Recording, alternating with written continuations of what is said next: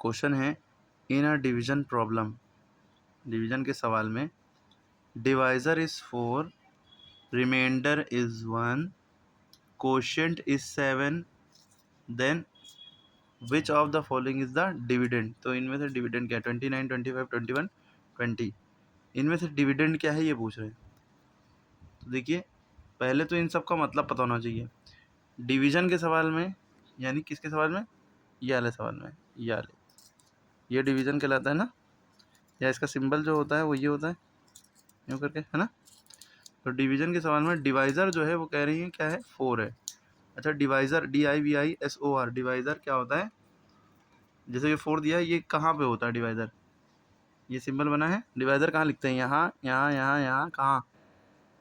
Divisor जो होता है, डिवाइज़र के लिए 4 है, तो वो जो होता है वो बाहर लिखा जाता है यहाँ पे, इसके इस सिंबल के पहले, ठीक।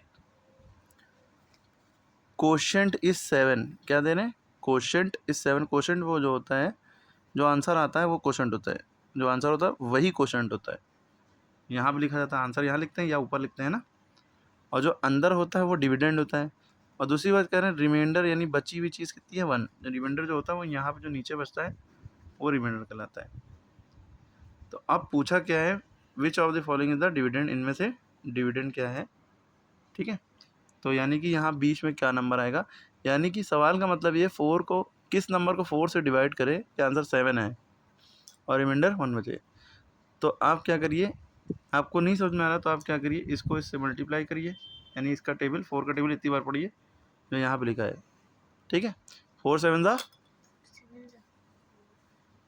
28, नहीं पता, 4 7 ज़ा 28, और उसमें जो रिमाइंडर आया वो प्लस कर दिए, इसको इससे मल्टीप्लाई करते हैं, यानी इसका टेबल इतनी बार पढ़िए 7 बार, 4 7 ज़ा 28 प्लस 1 जो रिमाइंडर बचा उसको ऐड कर दिए 29, तो ये 29 आ गया, ठीक है। तो हमें आंसर ये 29 और पहला ऑप्शन है, यही ऑप्शन सही है।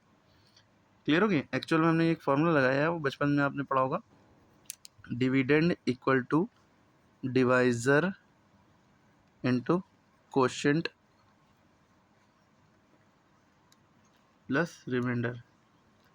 अब डिविडेंड तो पता नहीं है, इसकी वैल्यू निकालनी है, लेकिन डिवाइजर दिया है, डिवाइजर कितना दिया, 4, इसकी वैल्यू 4 दी है। कोशेंट की वैल्यू क्या दी है, 7, ये जो है आंसर इसको 7 दी है, इन दोनों को मल्टीप्लाई करना होता है, प्लस रिमाइंडर क्या है जो नीचे बचा 1, वो ऐड करना। 4 7 दा 28 प्लस 1, 28 प्लस 1 29। कभी ये ना कर दिएगा कि 7 को पहले ऐड कर दिया बाद में 4 ऐड किया, मल्टीप्लाई किया, गलत हो जाएगा। बॉड मास के अकॉर्डिंग पहले मल्टीप्लाई करते हैं बाद में ऐड करते हैं, ठीक है। 29 आया ये, तो ये चीज़ आई होप सो सबको क्लियर हो गई होगी, ये डिवीज़न और डिवाइज़र और कोशेंट, डिविडेंड और रिमाइंडर का मतलब। ओके, रिमाइंडर माने जो बचा हुआ नीचे। सवाल भी समझ में आ गया होगा, ये कई सवाल CMS के सवाल है, हालांकि अच्छे सवाल बनाते हैं इन लोग, वो भी इनका कहीं और से बन के आता है, CSSL के पेपर से आता है, ठीक है।